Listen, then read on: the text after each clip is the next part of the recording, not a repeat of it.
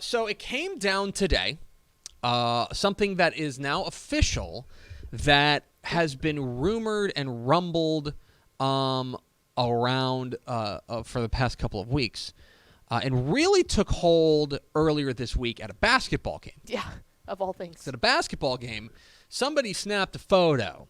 Down in Austin, Texas was playing somebody. Mm-hmm. And in one of the suites was Texas Athletic Director Chris Del Conte. Mm-hmm. And sitting next to him, having a nice conversation, wearing a white Longhorn pullover, was a gentleman named Gary Patterson. Sounds familiar. Perhaps you've heard of Gary Patterson. He is the now former head football coach of the TCU Horned Frogs, the winningest coach in Horned Frogs history. A man that does have a statue. A man who has a statue at TCU. He led TCU to 6 conference titles, 9 bowl game victories, including a pair of New Year's Six. Is that what we'll call them? New Year's Six bowls. They won a Peach Bowl and a Rose Bowl. Yep, New Year's Six bowl. I mean, he helped to elevate TCU to the place that they are right now, which is he helped them navigate into the Big 12 and helped rise them to a program that, the past couple of years weren't great, but was certainly was brought them to new heights.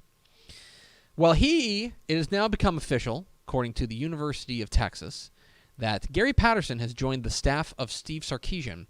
He is his title is Special Assistant to the Head Coach. Special Assistant to the Head Coach.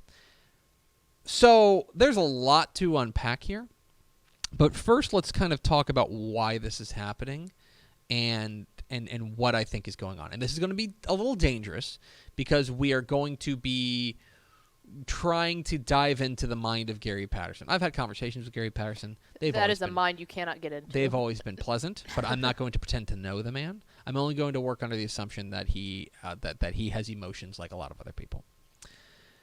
I think it's fair to call Gary Patterson's departure from TCU messy.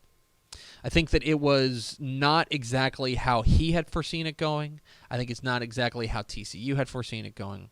I think that the relationship between Gary Patterson and TCU had grown stale. And I think that people, from what I understand, and I'm going to try to use I think and I know in ways, and I think that people within the TCU organization knew that there needed to be a coaching change. So, apparently, this is what has been reported, apparently they came up with a plan to more or less force him into retirement, that they were going to announce the retirement throughout the course of like mid-season, and he was going to and then he was going to go on like a big farewell tour, and it was going to be like they were going to do a parade and all these things. And Gary Patterson, one of the things about Gary Patterson that I know, Gary Patterson is a gentleman who don't take no guff. Yep. And especially there at TCU, at a program that he helped to build up to the standard that it is right now, if he didn't like that plan, he wasn't going to go along with that plan just because there was the plan. And so, functionally what happened is he went to TCU and he goes, no, I'm not going to do this. If you want me to leave, fire me. And so they came to an agreement, a separation agreement, where they obviously mutually parted ways. There on Halloween after they at 3 and 5, and so at that point he was the second longest tenured coach in FBS. And so Gary Patterson is out at TCU. You may have heard they've recently hired a new head coach, and Sonny Dykes. You can listen to him on the Republic of Football. Great conversation with him and Mike Gray. And I'll be honest, joining the staff at Texas feels like a little bit of dating your ex-girlfriend's, dating your ex-girlfriend's friend. That's fair. Do you know what I mean? Oh, yeah. Well, yeah, because especially those two teams have been long acquainted. I mean, ever since they got into the Big 12, there was a pretty mutual disrespect between the two. They don't like each other. You know? TCU and Texas are not fans of one another. And TCU does not like Texas. No. And so, it's not like them and Tech. That one's kind of different, you know? From Gary Patterson's perspective, I think first of all, he was probably being courted for a lot of different places because we'll get to this in a moment, but he's a very good defensive mind. But I certainly think that there has to be an element of, I would like to stick it to TCU. Right. I don't like the way that this ended, and I would like to get a little bit of receipts. Yeah. On that. Well, especially, too, because he was a guy that built up that program, and then they hired the SMU head coach. Like that, I mean, there's a that lot to of me things. was the TCU sticking it to him. Yes. And so it kind of I think there's a seems little bit like of the dominoes I don't want to say continue to revenge, fall. but a little bit of clapback here. Mm-hmm. A nice, smile and head nod, and then walk away. Yes. Now, here's the other thing about this. Let's take a look at it from the Texas perspective. Now, we don't know what his duties are going to be there as special assistant to the head coach. I would presume, I think, this is probably going to be something along the lines of like a fancy title for a defensive analyst. Mm-hmm.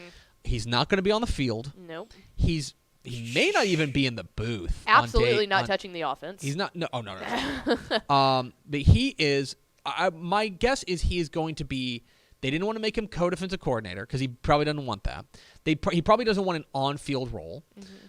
So here's an opportunity for him to have an opportunity to use, stay in the football game, probably cash a nice paycheck, and also not catch any of the stray bullets that may be coming towards Pete Kwiatkowski and Steve Sarkisian should the defense not improve.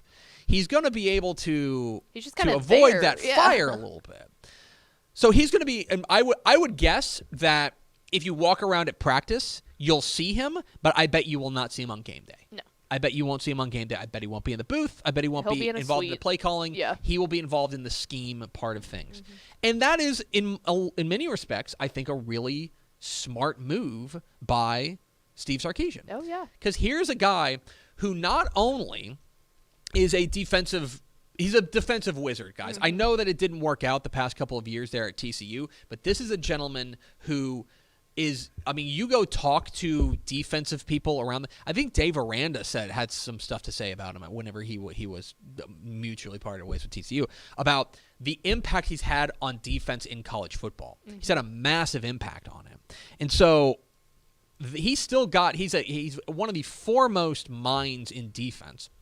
And furthermore, and maybe people aren't talking about this enough, but he knows all of these teams in the Big 12. Yeah. Oh, yeah. He knows all of them. He's played against Oklahoma. He's played against Tech. He's played against Baylor. He's played against all. And forget Kansas if a lot. State. A lot of them have new coaches, but a program's a program. He knows how to scheme against a lot of these teams, and so for Texas to bring him in, I think that was a pretty savvy move. And for Gary Patterson, there's certainly got to be a little bit of clapping back at your old team a little bit. Oh, yeah. It's gonna be weird. When that photo came out earlier this week, I think it was Tuesday. Odd. It was weird. It was weird to see. It would be weird, but here's the thing. It would be weird to see Gary Patterson in a South Carolina shirt.